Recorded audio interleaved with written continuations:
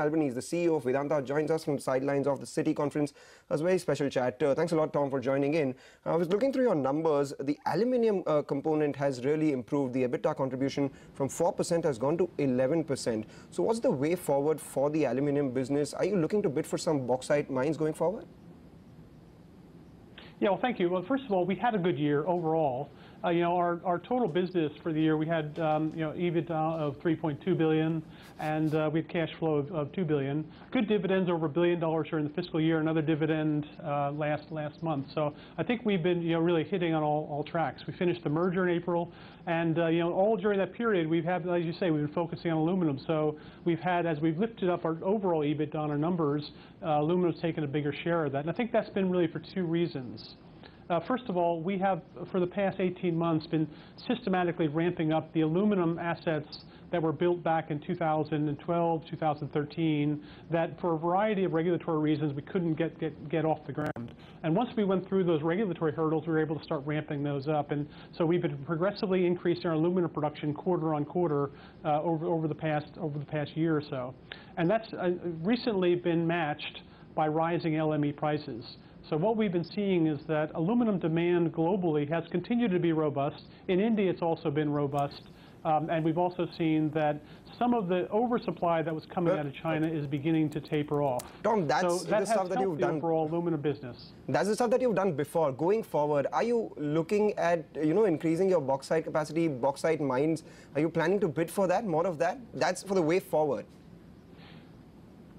Look, I think the gap we have in our aluminum business right now is that we don't have enough bauxite, so we're not self-sufficient in terms of our production stream, and we have to import bauxite and we have to import alumina really from the overseas markets. And that does two things for us. First, it raises our cost of production, but second, it makes us increasingly reliant on basically cost of overseas assets. I really think it's important, both from a Vedanta perspective and I think from an Indian perspective, for the aluminum production in India to be actually self-sufficient and contained within mineral resources. India is very well endowed with bauxite, but there have been a variety of reasons over the past several decades that have kept it off the market. So we do look forward to decisions by the government of India and the individual states to begin to consider bauxite auctions. And certainly, depending on the details of the auctions, I would look forward to us participating. All right, Tom, that's a valid point that you're making. Nigel on this side. Good to speak to you, Tom, as always. So maybe you'll be looking at some bauxite mines going ahead. Sticking to aluminium then, so as Mangalam just told you, that in fact your EBITDA has gone up with them. Wanted to ask you, what kind of a production number can we look at for FY18? You did around 1.2 million in the last year. We had a bit of an outage that played out in April at your Jasuda plant. So what's the real number we're looking at? And also I wanted to ask you, Tom, if you could tell us very quickly, have you heard anything about MIP for the aluminium sector? Yeah, I think, look, first of all, we are in the process of ramping up our aluminum business, and I would expect that each quarter we'll have an increased level of production. And I'd hope by the end of the fiscal year, i.e. March 31st of 2018, our run rate would be about 2 million tons per year. And that means during the course of the year, I'm hoping our overall aluminum production is in the 1.5 to 1.6 million ton per year range for the total year volumes. And I think that would be helpful for us because, again, we're still paying off the financing from building those facilities in the first place. So as we get greater volumes, we'll cover the depreciation and we'll cover the interest costs on those businesses. And that brings me to MIP because while we have been having rising EBITDA on a total income statement basis, the business has just been beginning to pay its way.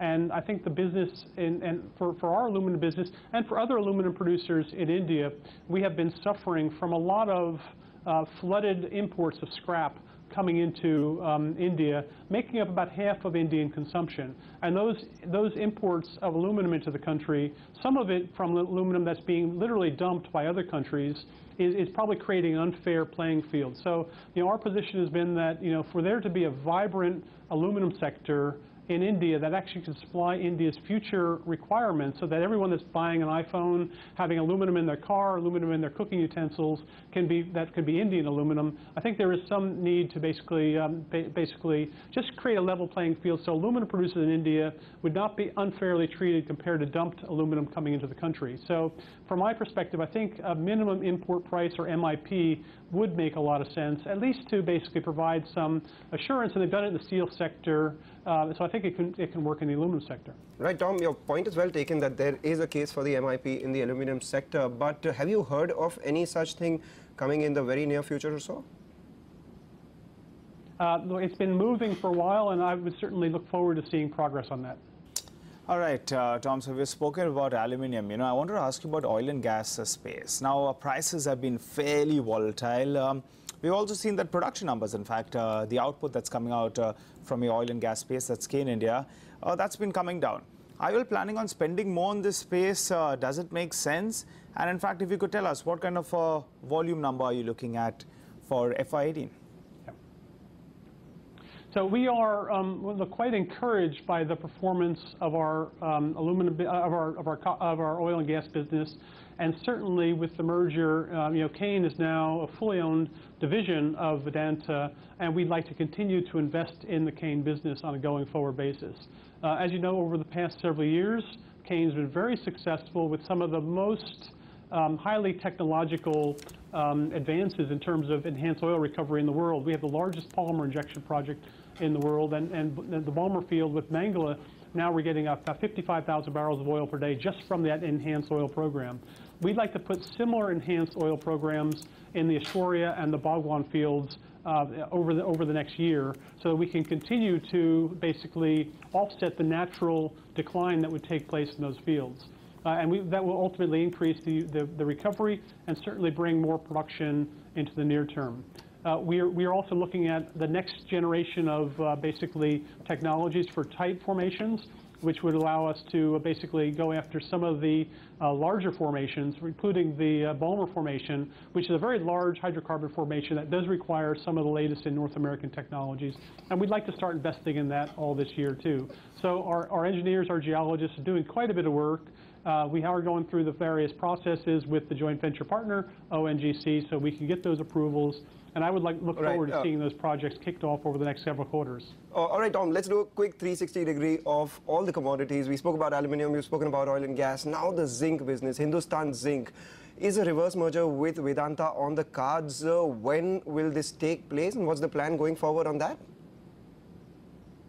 Well, I think, first of all, the zinc business has been good for Hindustan Zinc and for Vedanta. We've had, I think, good price performance on zinc, and our overall cost performance has been strong. So we've had very strong EBITDA margins from that business, and we've had two very good dividends coming out of Hindustan Zinc, which have been both helped, of course, Vedanta, but also it has basically contributed quite a bit to the coffers in India. Now, I think in terms of Hindustan Zinc, as you know, it's owned 65% by Vedanta and 30% by the government of India, then 5% public float. Really, it's the government of India's call as to what it does with its 35% share. And as long as they want to stay in there, we're very happy with India as a shareholder. If they were to consider privatization, we'd be happy to participate in that. But it would be hard for me to speculate on what the government may or may not do. All right, Tom, always a pleasure talking to you over the last 3-4 years. It's been great. We at CNBC TV18 have enjoyed a relationship with you. I know you're moving on in the middle of this year as well, but congratulations. It's been fantastic, and thank you. All the best for your future ventures as well.